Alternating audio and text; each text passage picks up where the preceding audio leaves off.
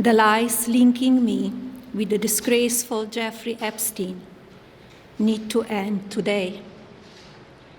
The individuals lying about me are devoid of ethical standards, humility, and respect. I do not object to their ignorance, but rather I reject their mean-spirited attempts to defame my reputation. I never been friends with Epstein.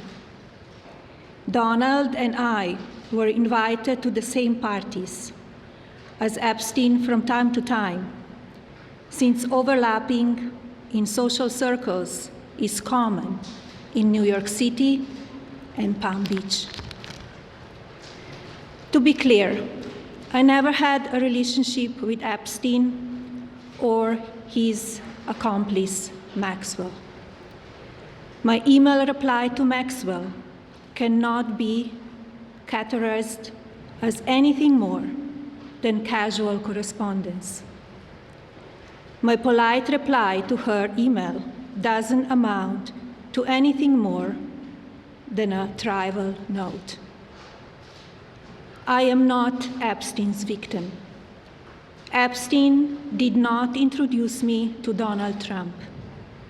I met my husband by chance at a New York City party in 1998. This initial encounter with my husband is documented in detail in my book, Melania. The first time I crossed paths with Epstein was in the year 2000 at an event Donald and I attended together. At the time, I had never met Epstein and had no knowledge of his criminal undertakings.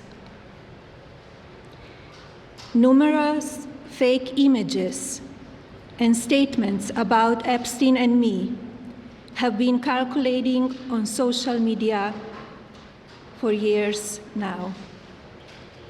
Be cautious about what you believe. These images and stories are completely false. I'm not a witness or a named witness in connection with any of Epstein's crimes. My name has never appeared in court documents, depositions, victim statements, or FBI interviews surrounding the Epstein matter. I have never had any knowledge of Epstein's abuse of his victims. I was never involved in any capacity. I was not a participant, was never on Epstein's plane, and never visited his private island. I have never been legally accused or convinced of a crime in connection with Epstein's sex trafficking, abuse of minors, and other repulsive behavior. The false smears about me from mean-spirited and politically motivated individuals and entities looking to cause damage to my good name, to gain financially and climb politically, must stop. My attorneys and I have fought these unfounded and baseless lies with success and will continue to maintain my sound reputation without hesitation. To date, several individuals and companies have been legally obligated to publicly apologize and retract their lies about me, such as Daily Beast, James Carville, and HarperCollins, UK. Now is the time for Congress to act. Epstein was not alone.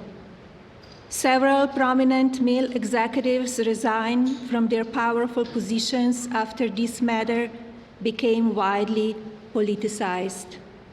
Of course, this doesn't amount to guilt, but we still must work openly and transparently to uncover the truth.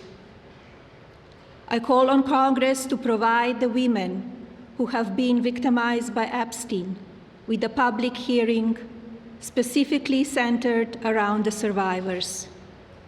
Give these victims their opportunity to testify under oath in front of Congress with the power of sworn testimony.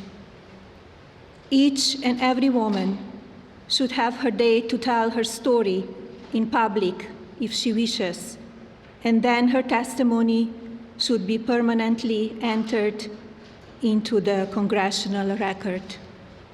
Then, and only then, we will have the truth. Thank you. That was First Lady Melania Trump at the White House making a public statement saying that the lies and smears linking me to Jeffrey Epstein need to end today.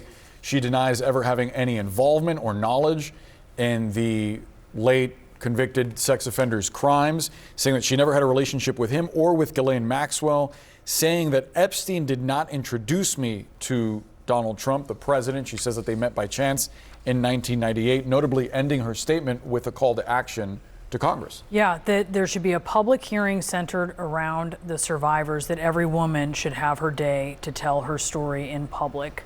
Let's go, and this is a photo, obviously, from years and years ago, where you see the Trumps with Ghislaine Maxwell and Jeffrey Epstein. Let's go to Kristen Holmes, who is at the White House.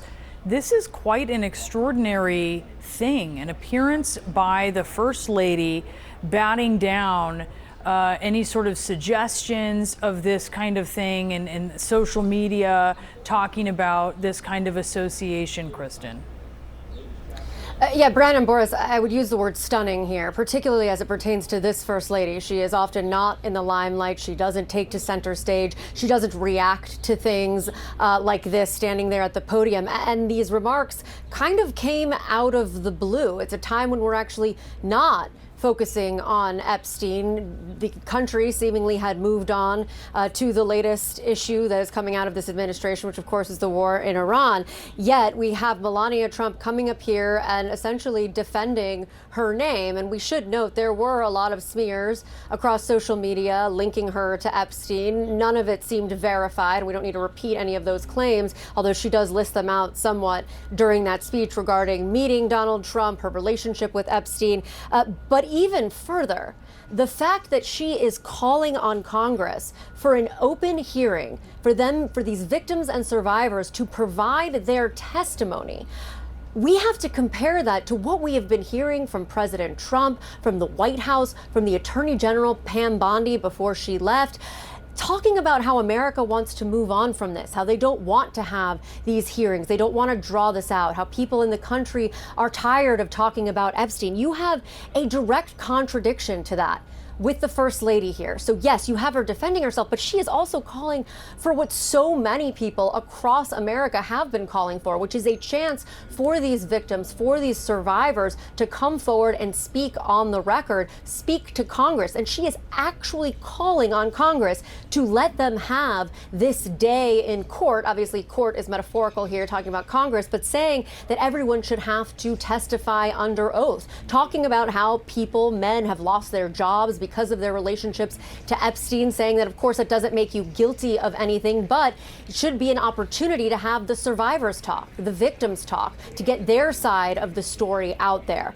This, again, is completely the opposite of what we had been hearing in terms of the narrative and trying to get away from the narrative around Jeffrey Epstein, and coming from the First Lady in this kind of impassioned speech where she is directly addressing these claims, again, mostly claims that had been seen on social media. She names a few news outlets that had carried some of this, and then going into a call to action to even take this further, re-injecting the Jeffrey Epstein saga back into the media narrative and essentially saying Congress didn't do enough.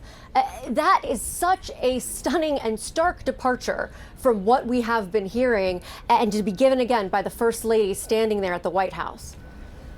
Yeah, notable, Kristen, in part because of this disagreement between the DOJ and the House Oversight Committee as to whether or not now former Attorney General Pam Bondi should testify and follow the subpoena to get her to testify. That was the last news we'd heard on the Epstein saga.